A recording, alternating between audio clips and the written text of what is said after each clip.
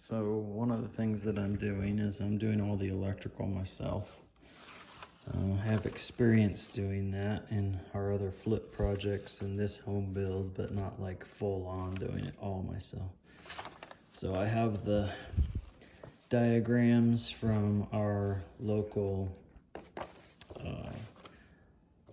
electrical provider, and I have to lay the conduit in the trench and put in the riser and the meter box. So I'm gonna go buy those probably today actually. I did kind of a rough draft sketch of where I wanted things, and then I watched a million videos about codes and all that stuff and took a whole bunch of notes about garage, living room, bedrooms, kitchen, bathrooms, laundry room, electrical in general, and so forth. And then I have the diagram of our house, and yesterday I went through and started creating my own key using some standard symbols and then some just that are my own. And then I started labeling everything where I want it.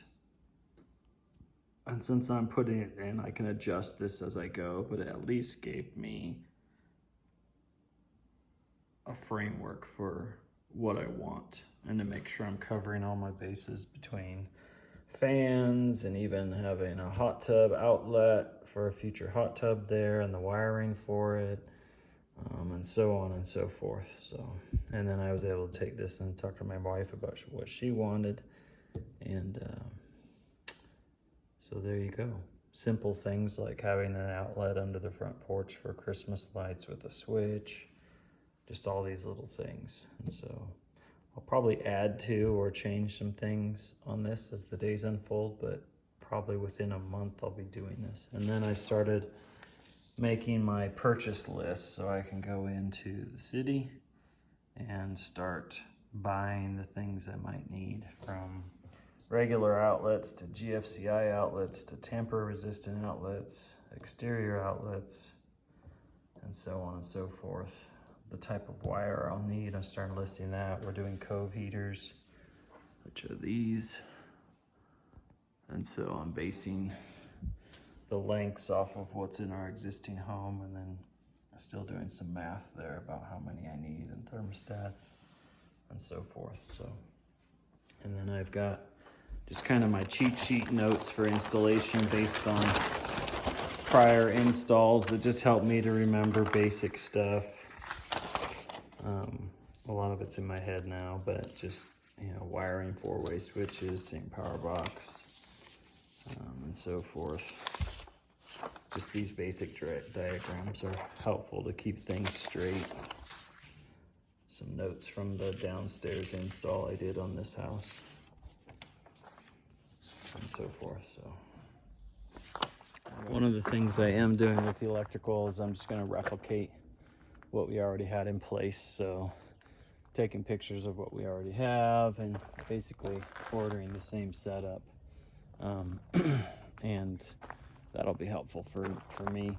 I'm also, just so you know, having someone that I know come and inspect it, make sure I'm just double checking things, the electrical panel, everything else, and should be good to go there. So it's a little ominous of a task, but I'd wired the entire basement on this house all the way back to the breakers, and that was a good culmination of rewiring various remodels we've done, and then doing a whole basement, which could have been a house in and of itself. I mean, it had washer and dryer, hot water heater, everything down there. So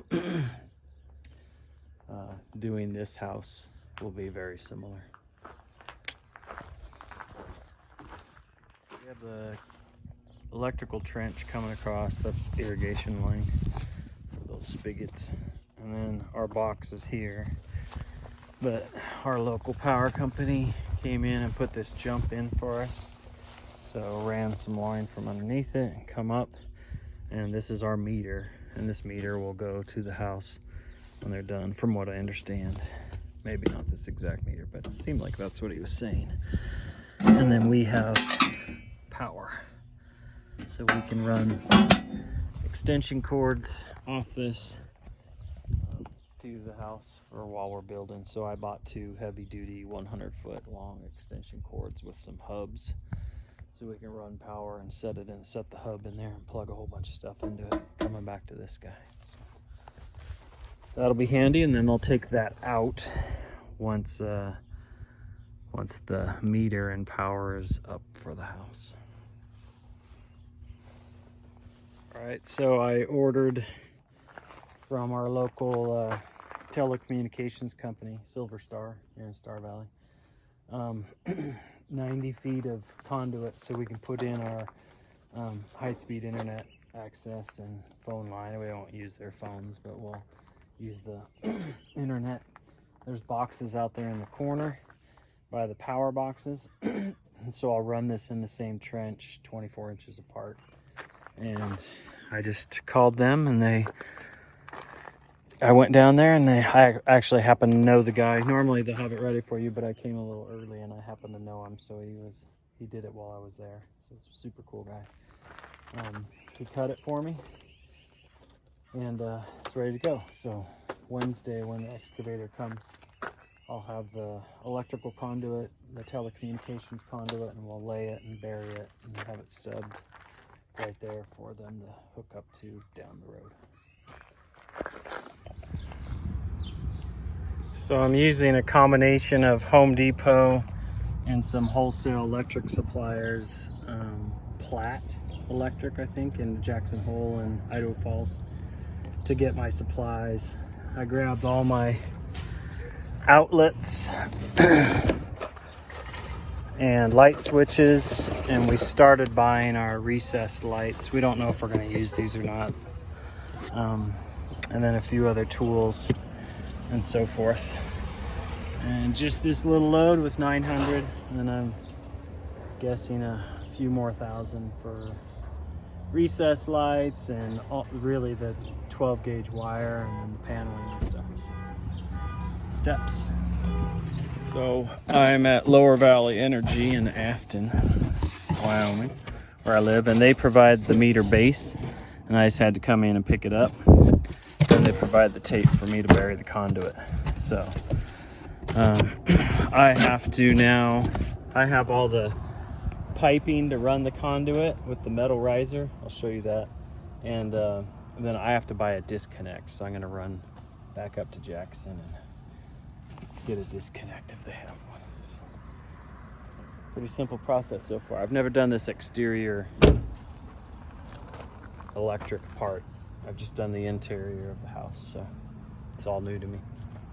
All right, so I bought the 2.5 inch Schedule 40 conduit.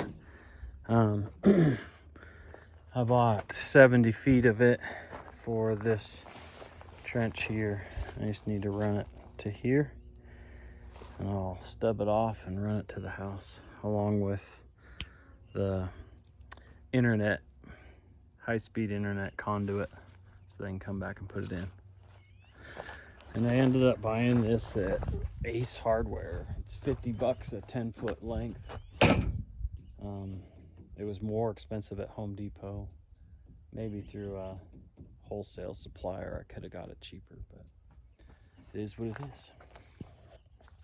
Okay, I've got these set out.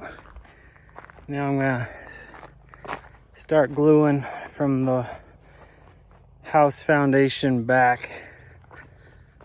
And based on our current house, this metal riser comes up next to the foundation an inch and 3/4 away.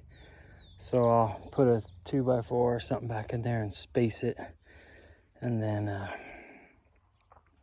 just have it stemmed up right there. And that way we can frame and do all our stuff, and then I'll come in and put the box on and attach it all to the wall. But it should be good. Got our grounding rod. We'll hammer in. And then our red tape, which when the excavator comes tomorrow to backfill, we need to put a foot below the surface. So if anybody starts digging, they hit that red tape, just in case they didn't call before you dig.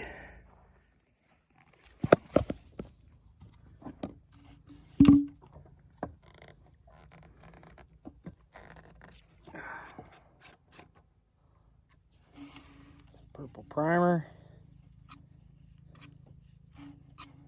Flies are out. Today was the first kind of warm day.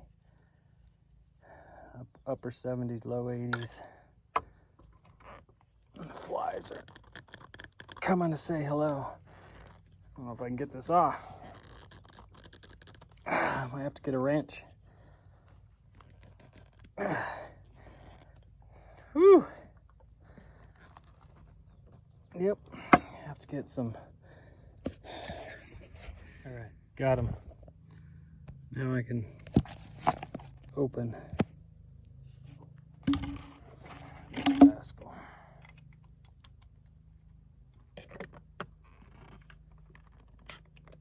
That's all it took.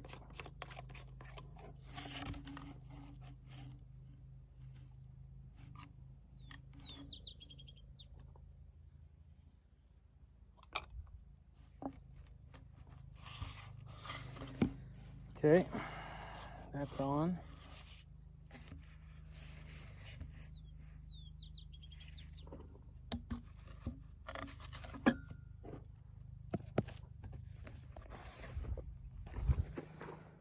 Now we got to put it here.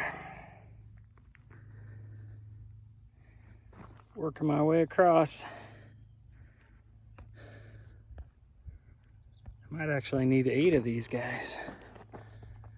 Getting close to the box.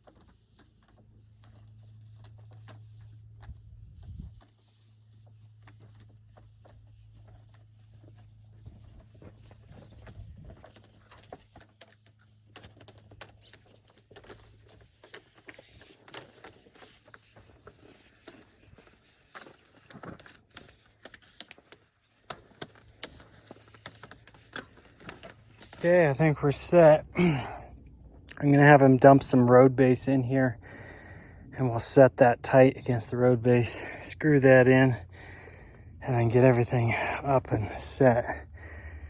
And then we'll get these separated and pinned when we go to dump. When we go to dump everything in here. So that's the foundations of the electric. The internet box is right behind the power box over there. So they'll be able to dig through and get that up and in, and the power company will tie the power in, run the line. up in and slap the meter in when we're all set and ready to turn power on. So. Tomorrow's backfilling, getting that all ready inside with the gravel, and then I'll start working on the sill plates and framing.